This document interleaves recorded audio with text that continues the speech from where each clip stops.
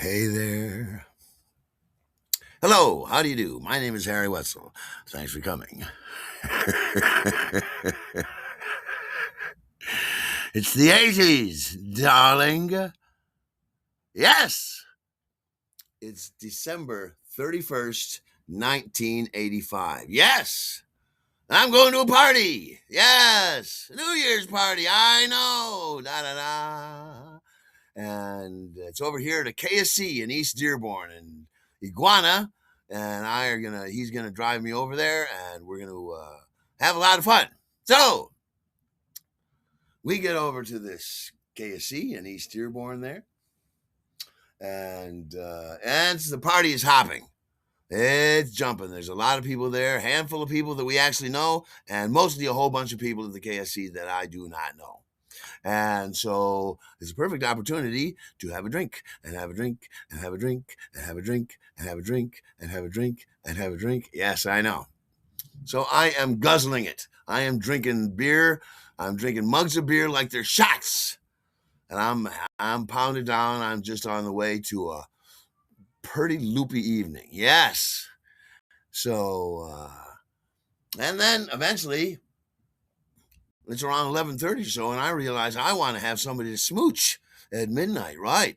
And so I start to look around, and I'm starting to wend my way through the party, trying to find a single woman, a beautiful somebody that I can smooch and hug at midnight. And it doesn't seem like it's going to happen. And I'm looking and I'm roaming around. There's no single women. It turns out that if this is a party of 101 people, I'm the 101st party goer.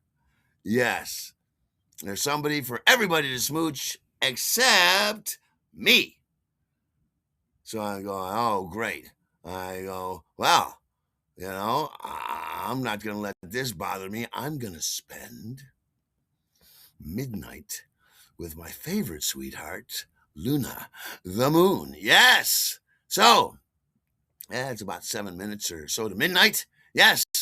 And I will myself invisible and sneak out of the KFC. Yes. So I go over to the lot. Immediately next to the KFC is a big grass in the summertime, but now about 5 inches of fresh, fluffy, powdery snow from the other day. Right. And so I start running in a great big circle. And I run in a circle and a circle and a circle, and I'm making a pretty good, it's almost perfect. It seems like it to me, for depending upon how loopy I actually am. And I'm running around and I'm jumping and skipping and kicking in snow. Hi, ho, I like the snow. Yes, remember Dr. Zhivago? Yes. And so I'm running around in a circle, and suddenly, yet slowly, the cop car drives up.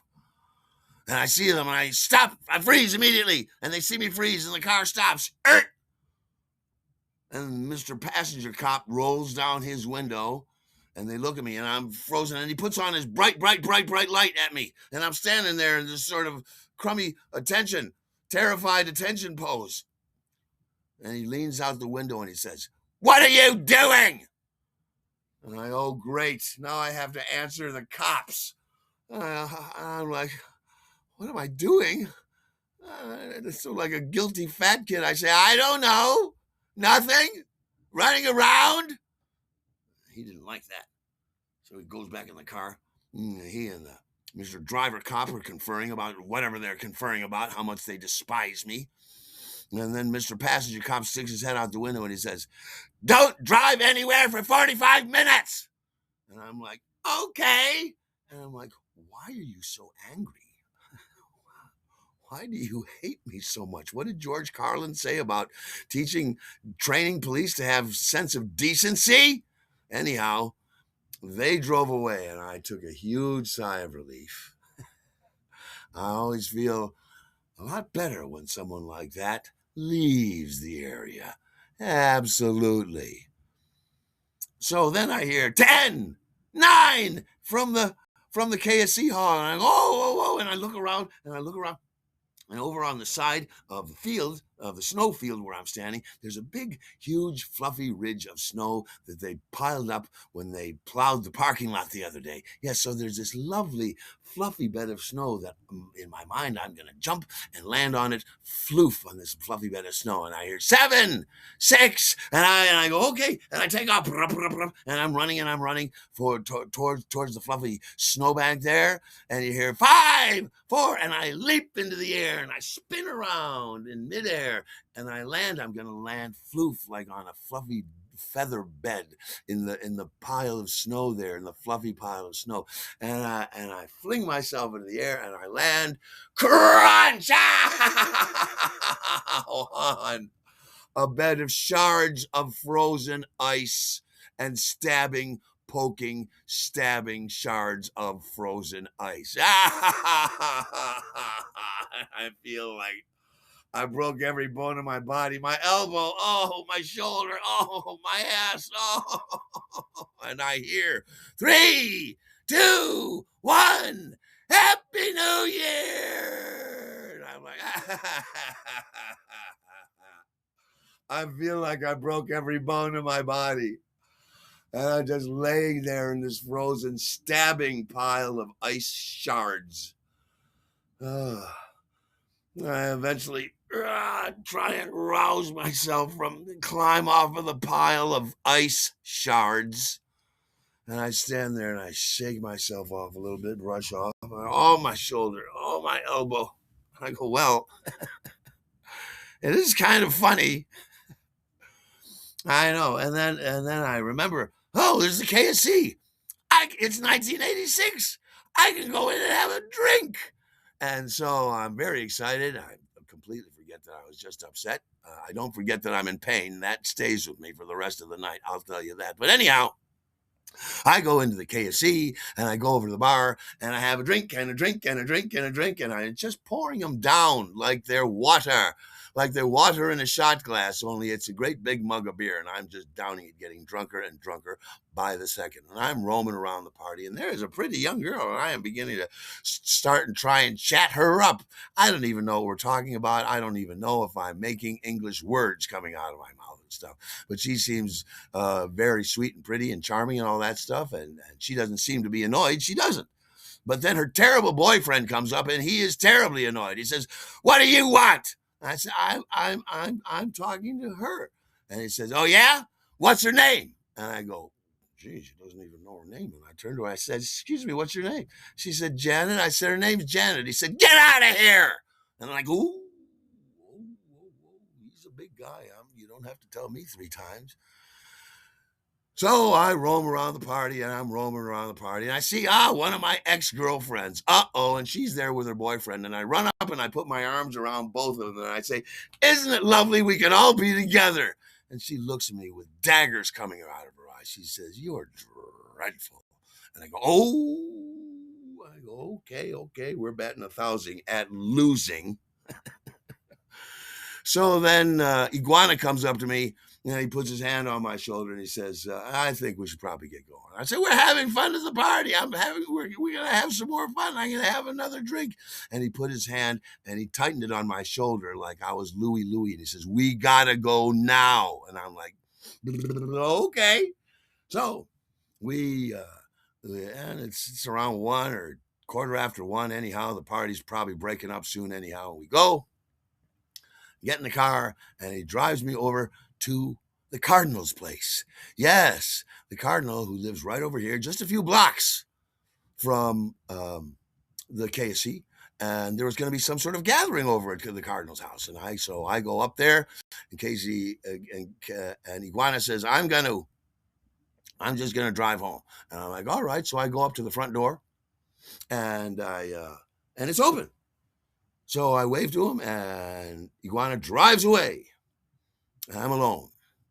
So I go into the Cardinal's house, and there's nobody there. It's a ghost town. There's nobody there. Now, where is everybody? What the hell? And I look around. Hello? Yeah, it's clearly an empty house. And I go into the kitchen. I look in the refrigerator. And there's nothing in here that interests me. And I'm like, hey, wait a minute. We're just a couple blocks away from the KFC. I could walk back to the party and have some more fun. So I go, won't that be fun? I go, okay, so this is what I'm going to do. And I take a matchbook. And when I shutting the front door, I wedge the matchbook in there so that an old trick I learned from Fred McMurray in Double Indemnity. And so if somebody comes while I'm not there and the matchbook has fallen to the ground, I'll know that they were there just from walking up and looking at the matchbook on the floor when I get back to the porch. Yes. So I wedge it in there. I pull the door shut. It's unlocked. Everything's good. And I'm just going to walk over to the KC. And I walk over there and I can't find it. I walk over there and I can't find it. I'm walking down different blocks. I thought it was over here. It'll be just around the next corner. And I drank so much booze, so much beer, just beer. But I drank so much beer this as before we left the party that it's all in my stomach and it is slowly working its way into my bloodstream, my already booze soaked bloodstream. Yes. So I am getting drunker by the minute, and I'm getting upset because I can't find the KFC, and I'm getting mad. And I'm getting upset, and I'm stomping around East Dearborn. I can't find the KFC, and I must have blacked out because I come to and I'm at a street corner. I don't recognize either one of the names. I could be in Baltimore for all I know, although I don't think I walked long enough to be actually in Baltimore. Anyhow, I have no idea where I am. So I'm just stomping down the streets. I go, I'm lost in my own hometown. I should be able to find anything that I recognize. And it's miserable. I'm slobbering and sniveling out of my nose. Just a miserable, miserable drunk. And I round another corner and I see several blocks away speeding cars. And I'm like, oh, that's probably Michigan Avenue. I'll be able to get my bearings. I'll be able to find out where the hell I am. So I start the trek off, and I'm walking, and I'm walking, and I'm walking, and I eventually get up there, and it is not Michigan Avenue at all. It's Ford Road. I'm like, oh, I was in the complete. I had no idea where I was, and now I got my bearings. You look up the street about 4 or 5 blocks, is Donutville, USA, and I'm like, hey, I am going to have myself a New Year's donut. And so, I immediately forget that I was sad, mad, and miserable because I have a donut. So I'm walking and I go the 3 or 4 blocks over to Donutville, USA. I get up to Donutville, USA, and it's closed. And I'm like, I can't even have a New Year's donut. I gotta find Cardinal's place. I go, okay, I got my bearings. It's Donutville, USA. He lives over that direction. So then I walk. And I apparently black out because the next thing I know, I'm walking up Cardinal's front steps. Wow, that was quick. And the matchbook is still wedged in there. You know what I mean? I'm wearing a watch. I'm wearing a watch during the rehearsal process of Greater Tuna so that I can, know where I am at what time it is, because it's good to be on time for rehearsal and know where the hell you are at what time. So yeah, it's like 3:45 in the morning. And I go into Cardinal's house and still nobody's there. Radio's still playing. It's a ghost town though. And I black out again because the next thing I know, I'm coming to and it's morning. It's light in the windows. It's beginning to be light. It's that blue hour. I look at my Greater Tuna watch. It's 8 in the morning or so, right? So I look down and I'm wearing these beautiful pair of tuxedo pants. Beautiful wool tuxedo pants with a satin stripe down either outside. Yes, very beautiful. And I look down at my tuxedo pants and they seem to be torn. And I stand up and my pants are shredded. The one leg is just hanging. And there's strips of wool, strips of cloth now. It's like a terribly made grass skirt made out of black woolen strips, completely shredded. I'm like, what did I do last night? And I go, I gotta I got to get home. I got to get dressed. I got to find some clothes. And so I start looking around the house and I find, thank heavens, right there on the encyclopedia stand, there's a pile of fresh, folded, clean laundry. Yes. And there's a couple of blue jeans in there. And I find the biggest pair of blue jeans that's in the pile. I take off my shredded woolen, once tuxedo pants, now just strips of cloth, and I lay them out in the bathtub. Why I laid them out in the bathtub, I don't know. I'm still drunk. I squeeze into those jeans and fasten them. I put on my coats, my layers, my scarves. I get my hat and I walk out into the new year. Oh yeah. I walk over to the bus stop and I get a ride down to the Leland House Hotel to go up to my 9th floor suite and get another nap. So I get over to the Leland House. I call the Cardinal. Right now it's about 10:30 in the morning. And he's an answering machine. He's not even there. Great. So I pass out or maybe actually get some sleep for a few hours. I wake up, it's 2 or 2:30 or 3 or whenever the hell it is in the afternoon. And I race to the phone and I call Cardinal and he answers. He's home. And he's like, "Oh, we're sorry we missed you last night. If we had gotten together, we all were over at Katie's, his daughter Katie's house. Oh, we had a lovely time." And I'm like, "Ooh, that probably would have been better if I had hooked up with you guys." Anyhow, but I cut straight to the chase. I said, "Cardinal, why did you quit drinking?" And he came back without skipping a beat. He said, "Too many problems." Now, here's the thing. My good friend, the Cardinal, was in the AA program, and he had quit drinking some years before. And he was a devout believer in the program. And if I join the program myself, which is likely at this point, he'll be my sponsor. Right. So we had a lovely conversation. He says, if you ever have a problem and want to make those problems worse, pour a little alcohol on the situation. That'll make it worse. And I'm like, yes. And he was so kind and so compassionate and so supportive that by the end of the conversation, I realized that I have got to quit drinking. So I came up with a plan. The plan was simple, and it went like this. Holy shit! I gotta take a break from all of this drinking! And so I quit drinking. I did. I quit like that. I flipped a switch in my head, and it was very easy, surprisingly easy, because I knew I had stuff to do. Now, here's the thing. In Greater Tuna, I am in great shape in my lines right now. But imagine how much better, how much more smoothly, how much more easily things are going to go if I don't drink alcohol at all for the rest of the rehearsal, the rest of the run of the show. Now, here's the other thing. I never mixed booze and theater. Booze was always only for after rehearsal was over, right? So that was never a problem. But now your after rehearsal time will be sober and think of all the work that you'll be able to get done. Fantastic. All right. So I got to work on my script. Yes, I really dove into it. I had already dived into it. I was already all the way into it. But now I was sober and I was diving into it. Yes, I love acting. I love rehearsing. I love going to rehearsal and working with my scene partners and my stage manager and my director. I love that.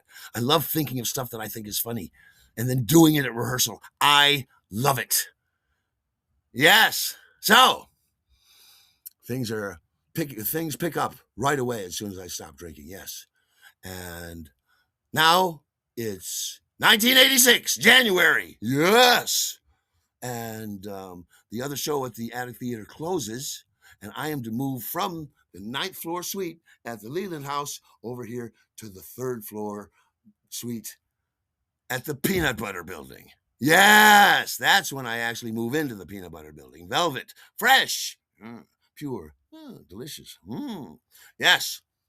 That big billboard for Velvet Peanut Butter had been there years and years and years. I even remember it as I was a kid. My dad would be driving us around town, and there was this big Velvet Peanut Butter, because Velvet was a local peanut butter company, and I really loved Velvet Peanut Butter.